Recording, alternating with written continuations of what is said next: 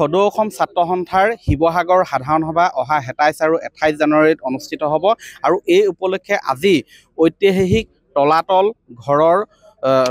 ঘৰৰ বাকৰিত লাই খুঁটা স্থাপন অনুষ্ঠান অনুষ্ঠিত হৈছে। মই দেখুৱাইছোঁ পৰম্পৰাগত ৰীতি নীতিৰে লাই খুঁটা স্থাপন কৰিছে অৰ্জুন ভোগেশ্বৰ বৰুৱাই। সদৌ শিৱসাগৰ জিলা ছাত্ৰ সন্থাৰ উদ্যোগত অহা ২৭-২৮ জানুৱাৰীত সদৌ অসম ছাত্ৰ সন্থাৰ সাধাৰণ সভা অনুষ্ঠিত হ'ব এই ঐতিহাসিক তলাতল ঘৰৰ বাকৰিত। আৰু আজি তলাতল ঘৰ বাকৰিত এয়া মই দেখুৱাইছোঁ লাই খুঁটা স্থাপনৰ যি কাৰ্যসূচী সেই কাৰ্যসূচী চলি আছে। অৰ্জুন ভোগেশ্বৰ বৰুৱা আছে, সদৌ অসম ছাত্ৰ সন্থাৰ কেন্দ্ৰীয় কাৰ্যনিৰ্বাহক সদস্য সমীৰণ ফুকন আছে। এয়া মই দেখুৱাইছোঁ লাই খুঁটা স্থাপন কৰিছে। এয়া শংখ দবা বজাই এই ধৰণে মাংগলিক কাৰ্যসূচীৰে এয়া লাই খুঁটা স্থাপন কৰিছে। আমি দেখুৱাইছোঁ এয়া ছাত্ৰ সন্থাৰ এয়া লাই খুঁটা স্থাপন কৰিছে। আমি এই মুহূৰ্তত সমীৰণ ফুকন আছে, তেওঁৰ ভাষ্যলম সমীৰণ ফুকন আছে, অৰ্জুন ভোগেশ্বৰ বৰুৱা আছে, লাই খুঁটা স্থাপন কৰিছে। মই এয়া শংখ দবা বজাই এই ধৰণে এই কাৰ্যসূচী ৰূপায়ণ কৰি সমাপন কৰিছে। মই ভাষ্যলম সমীৰণ ফুকন আছে, সদৌ অসম ছাত্ৰ সন্থাৰ কেন্দ্ৰীয় কাৰ্যনিৰ্বাহক সদস্য। সমীৰণ, কি ক'বা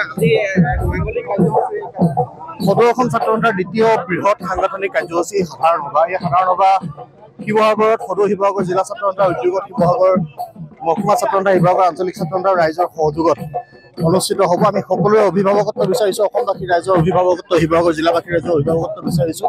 জাতীয় জীৱনৰ কাৰণে কিবা এটা কৰি যাবৰ কাৰণে সদৌ অসম ছাত্ৰ সন্থাৰ প্ৰয়াসটোক তেওঁলোকে অভিভাৱকত্ব দি আহিব লগা দিনত আমি পৰিকল্পিতভাৱে ছাত্ৰ ছাত্ৰীসকলক আগবঢ়াই নিব পৰা এটা পৰিৱেশ সৃষ্টি কৰিবৰ কাৰণে আমাক অভিভাৱকত্ব দিবৰ কাৰণে অনুৰোধ জনাইছোঁ। হয়, এয়া মই দেখুৱাইছোঁ অৰ্জুন ভোগেশ্বৰ বৰুৱাই আজি এই লাই খুঁটা স্থাপন কৰে। অসমৰ সৰ্ববৃহৎ ছাত্ৰ সংগঠনটোৰ সাধাৰণ সভা শিৱসাগৰত অহা ২৭ আৰু ২৮ জানুৱাৰীত হ'ব। এয়া মই এয়া ভাষ্যলম অৰ্জুন ভোগেশ্বৰ বৰুৱাদেৱৰ ভাষ্যলম।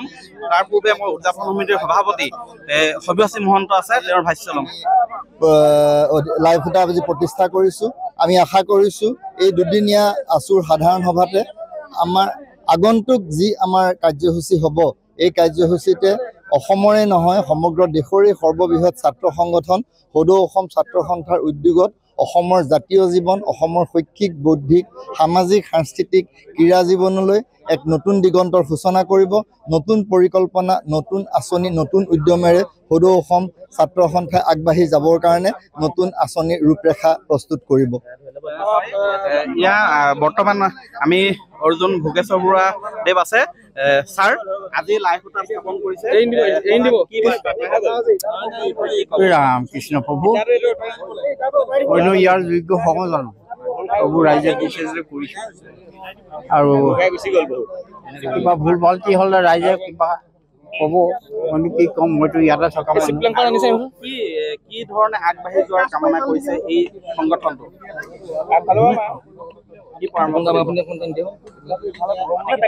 আমাতকে জ্ঞানী লোক বহুত আছে, তেখেতসকলৰ বেগ কৰি মই কিবা এটা ক'ব নোৱাৰোঁ, এনেকৈ যাওক বুলি ক'ব নোৱাৰোঁ। কিন্তু মই ভাবিছোঁ আমি লগত থাকিলে ইয়াৰ বিষয়ে নিশ্চয় কিবা আলোচনা কৰি পেলাই আগবাঢ়িম। অৰ্জুন ভোগেশ্বৰ বৰুৱাদেৱ। আমাৰ শৰৎ হাজৰিকা আছে, আছুৰ সদৌ অসম ছাত্ৰ সন্থাৰ কেন্দ্ৰীয় প্ৰাক্তন শিক্ষা সম্পাদক। কি ক'ব?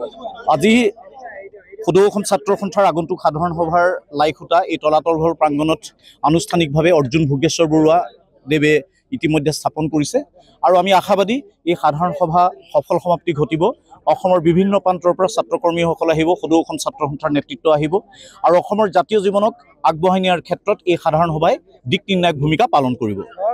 হয়, সকলোৱে অতি শিৱসাগৰবাসী আচলতে সাজু হৈ আছে। মই দেখুৱাইছো আজি এই লাই খুঁটা স্থাপন অনুষ্ঠানতো কেইবা শতাধিক ইয়াত ৰাইজ উপস্থিত থাকি ছাত্ৰ ছাত্ৰী উপস্থিত থাকি সাহস দিছে সদৌ শিৱসাগৰ জিলা ছাত্ৰ সন্থাক যাতে অনাগত যি আচলতে সাধাৰণ সভা ইয়াত অনুষ্ঠিত হ'ব ২৭ আৰু ২৮ জানুৱাৰীত সেই সাধাৰণ সভা যাতে সুকলমে অনুষ্ঠিত কৰিব পাৰে আৰু জাতীয়